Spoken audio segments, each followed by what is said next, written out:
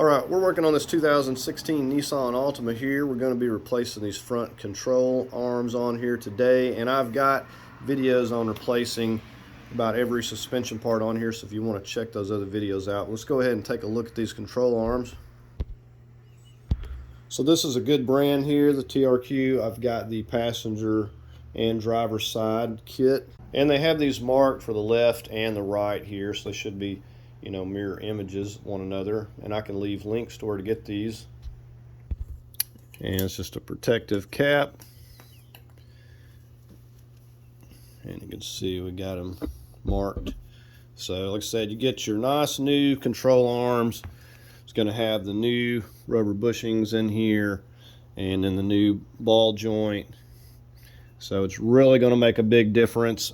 This car has 125,000 miles. However, I guess the roads were rough and the suspension just didn't last.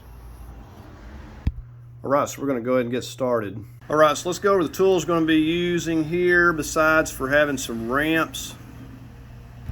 So of course we need a jack, ideally a couple of jack stands. You can make do with one, but ideally you need a couple of them. Some of these you may not need, but I've got some spreader pliers, shot filled mallet.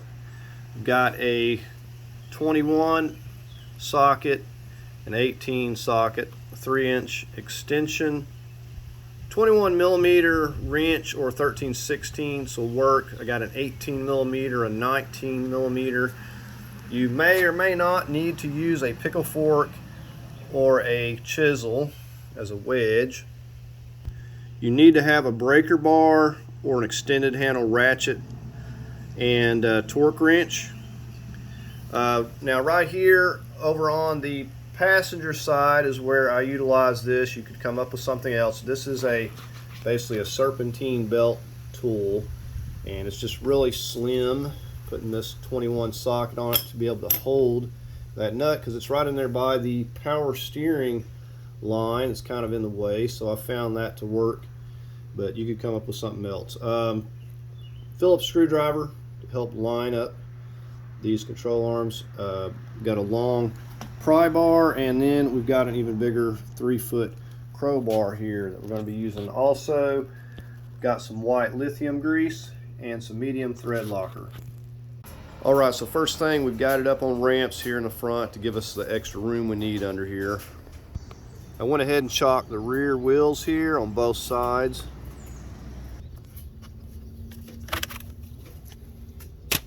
Let's go ahead and get these lugs broke loose.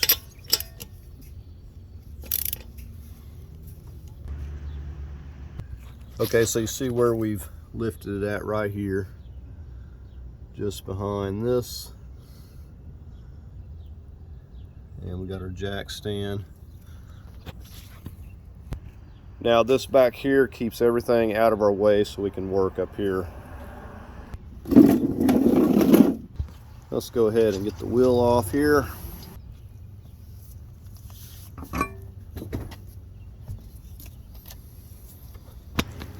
I stuck another jack stand over here just as an added safety, but we do have the jack left in place and the jack stand here.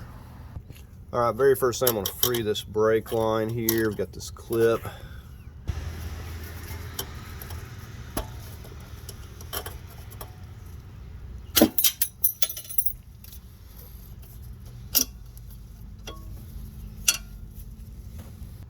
We'll free up some slack for the ABS.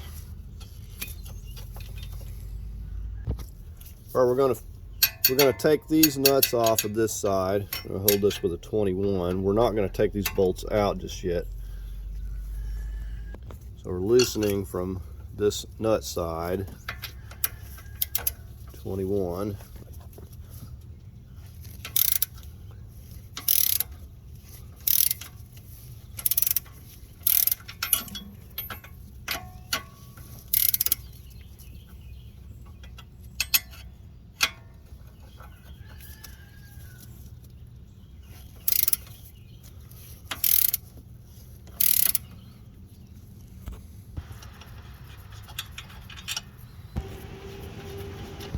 Keep those in place for now.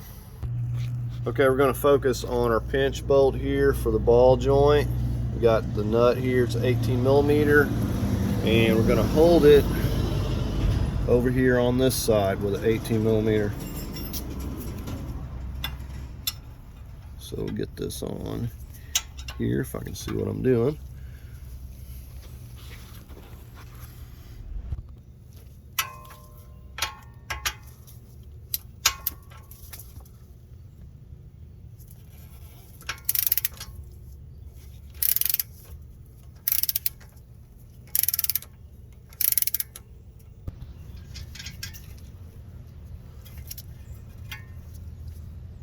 I'm going to take this smaller pry bar and just apply a little bit of pressure right here.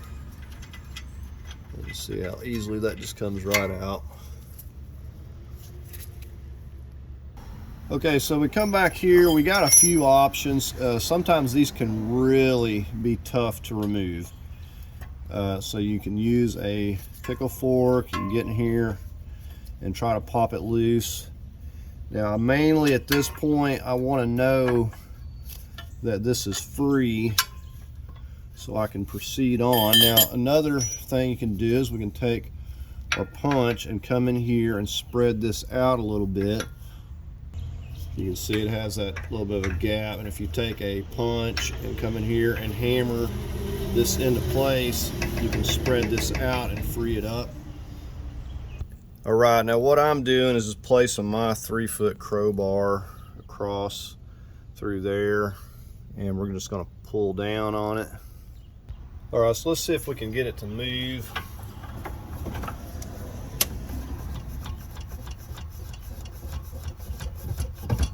All right, so I know that it's free, so I'm going to proceed on. And I will say, you know, a lot of times you can pop this ball joint down.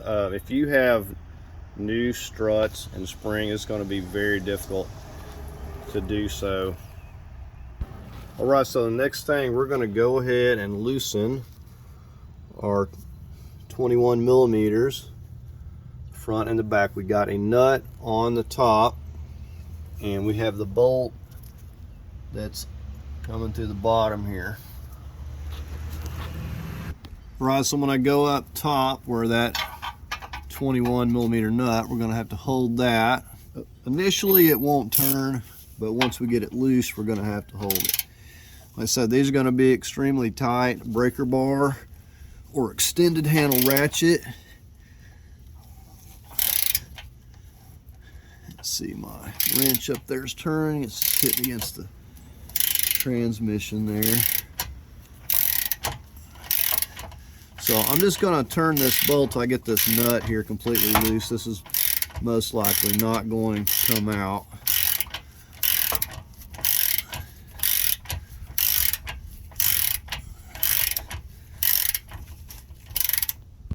All right, I'm just reaching up here and getting the nut. There we have that. Like I said, this is going to be in a bind. It's not going to want to come out. All right, so we're going to get back here on this rear one here. And again, we're going to have to get our wrench up here and hold it a moment.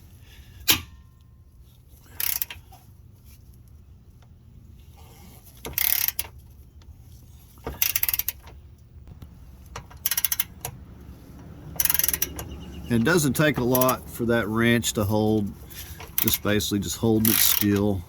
Just kind of butted up against the rack and pinion there. And again, it's going to be in a bind, so that's as far as we're going to get it.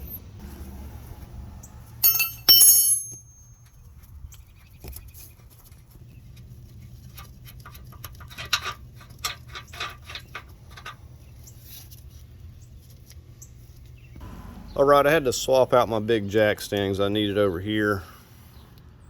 Okay, next thing I'm going to do is I'm going to kind of slightly lift on that, and we're going to start popping these bolts out.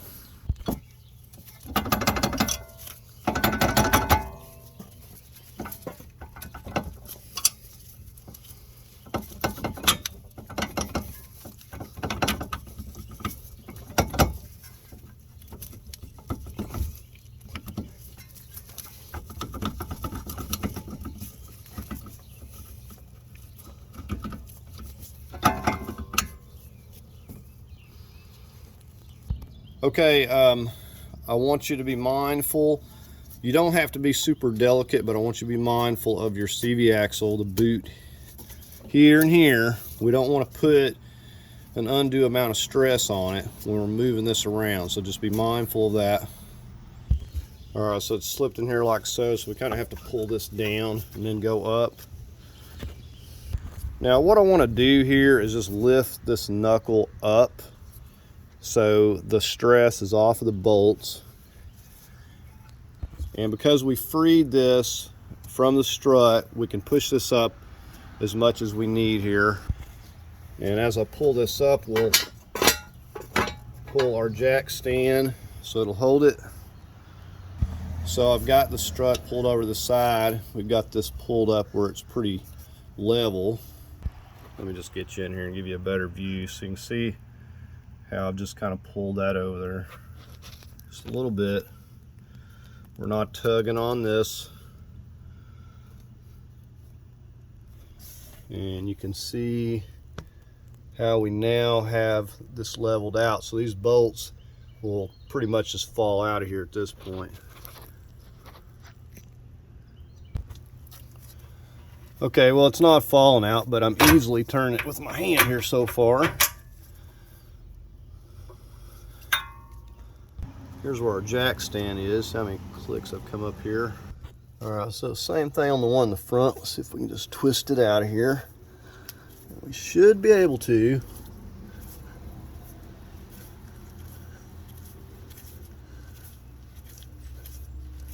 It's turning by hand, but it's not coming as easy. There we go. There's that one. All right, now while we got the jack stand still supporting, we're going to try to start swinging this out. Being mindful to not put too much stress on the CV axle and stuff here. And just to help get this back loose, I'm going to come here with my pry bar and just kind of give it a little push. Okay, now these are both free enough at this point. I'm going to go ahead and carefully lower this down.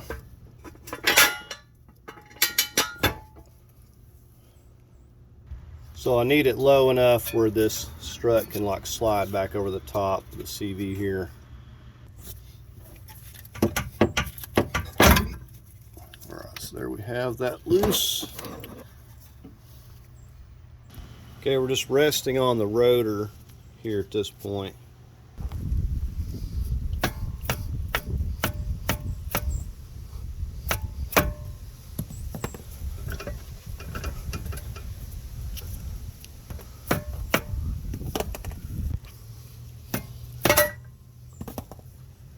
So we can see the condition.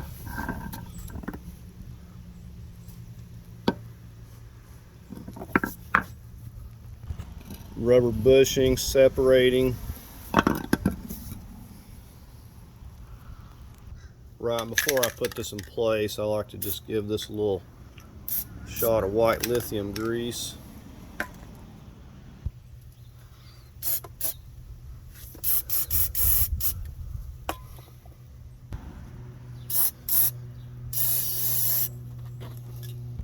All right, pinch bolt in hand, ready to go back up here. And we're going to start like this over here, remember, because we're going to swing it around.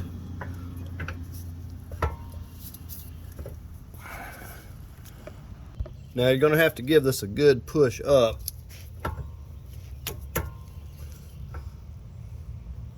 Okay, I just slid that over there a moment just to kind of hold it. So you got to kind of shift this knuckle around to swing it where you need it.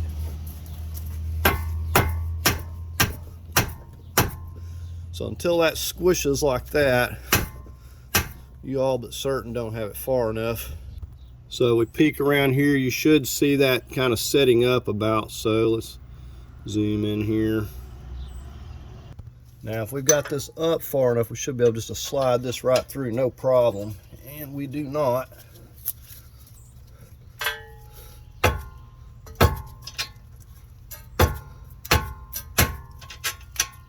There we go.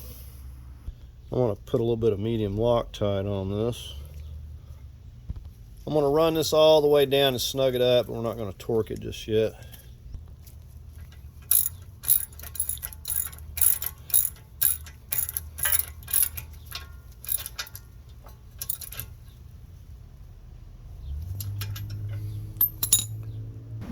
Okay, now I'm going to need to lift this back up so this is level again.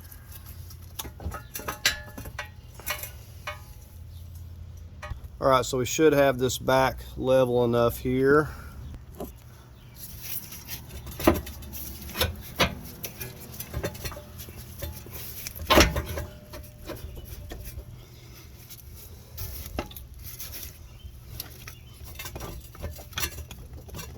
Alright, I'm just watching the bolt holes. It looks like they're pretty close from the top. If you can see those. I don't think you can see that side. But I was just kind of eyeballing. It's pretty easy pushing that in there. Okay, so short bolts going to the front, long bolt to the back. We're going to start the long bolt in the back first. And the reason why, you'll notice the end there, and this one's actually designed so you can tap it up and get it to line up. If you try that with this one, you may damage your threads. So we're going to start with this one. Alright, so we're lined up top, but not very good down bottom, so that's we're going to use this. We're just going to slightly push that over.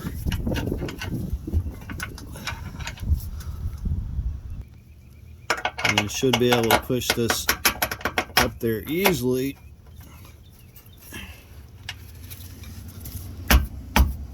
Alright, we're caught a little bit up top. Let's go take a look. Alright, as was to be expected, it shifted on me up here. Now we're going to hold the bottom,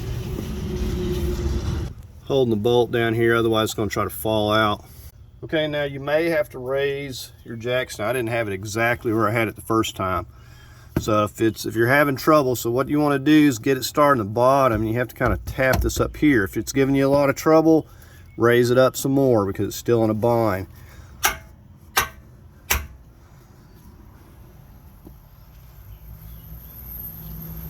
Okay, now what I'm going to do is go ahead and put a little bit of medium Loctite on here, and we're just going to go ahead and get this one loosely into place just so our bolt's not falling back out. Alright, let's focus on the front one. So same thing, let's push that over slightly.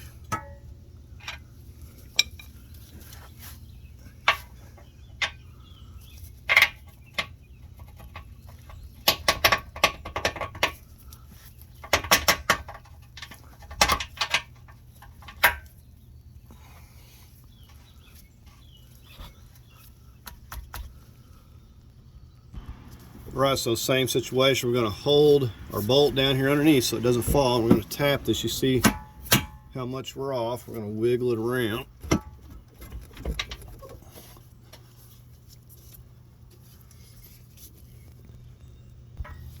I'm just kind of pushing on the knuckle.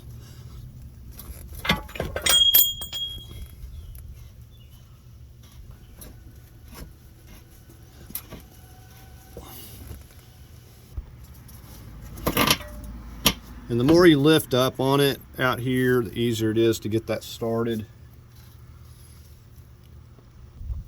Alright, same thing, a little bit of medium Loctite on here.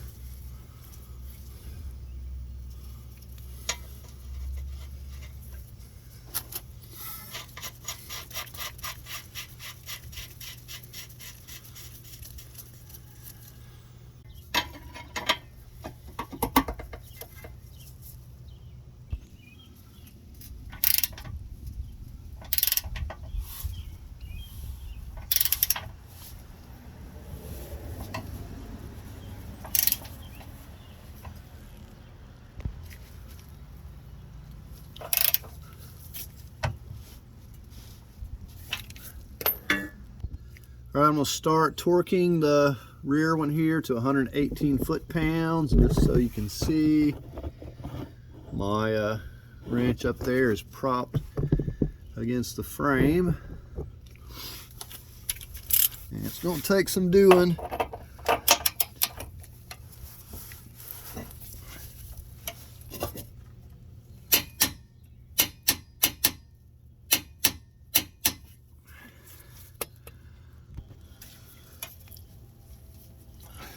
Oh, forgot to move my wrench.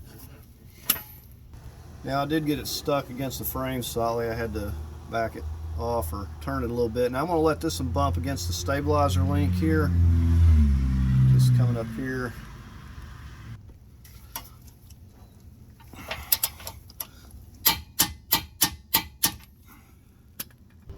Alright, I got my 18mm on the pinch bolt head here. I'm going to go ahead and torque this to 72 foot-pounds. And I'm going to have to hold this a little bit. Now it'd probably be better to wait till you got it fastened or bolted to the strut, but I'm just getting it while it's handy.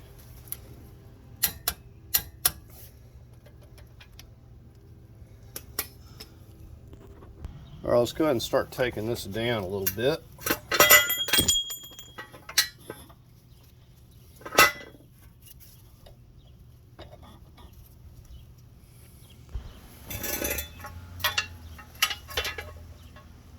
And because this control arm is new, it's actually supporting this pretty well, just the weight of the knuckle.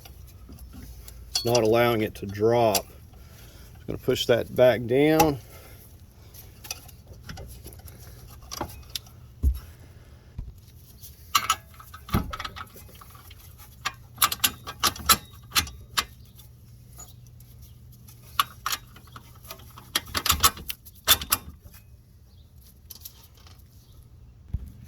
Just seems like it's going to together easier because the control arm is supporting it better. It's not just kind of flopping.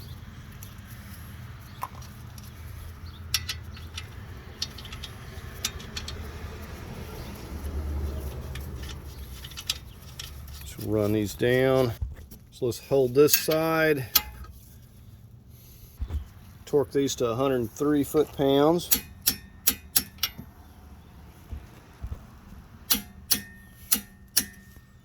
I'll put this ABS back.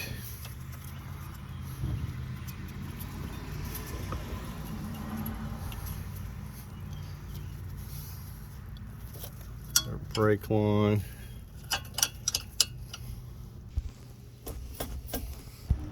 All right, and there we have it, all back together. Our nice new control arm and ball joint.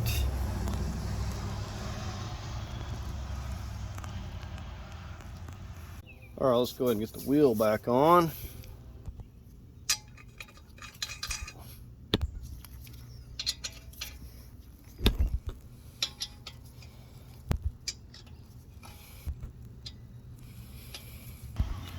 We'll just snug these up a little bit.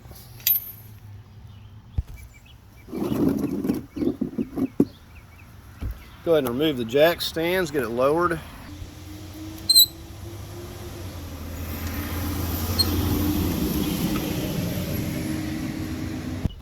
I'm going to torque these to 83 foot-pounds in a star pattern.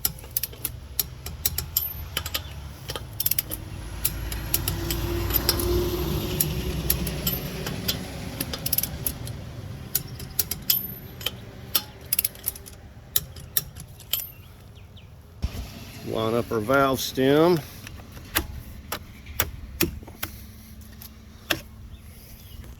Alright, so that's going to do it on replacing these lower control arms. Now you will need to get an alignment. You know, you may look at this and say this is a lot of work. However, I got a quote, and it's been a little while back, but I think it was $800 to $1,000 just to replace these lower control arms. So if you follow the steps in this video, don't take any shortcuts, follow every step, it should go smoothly for you. Sometimes when you try to remove less and take shortcuts, it's going to make a whole lot more work for you. So that's going to do it for the video. Please like, share, and subscribe, and thank you for watching.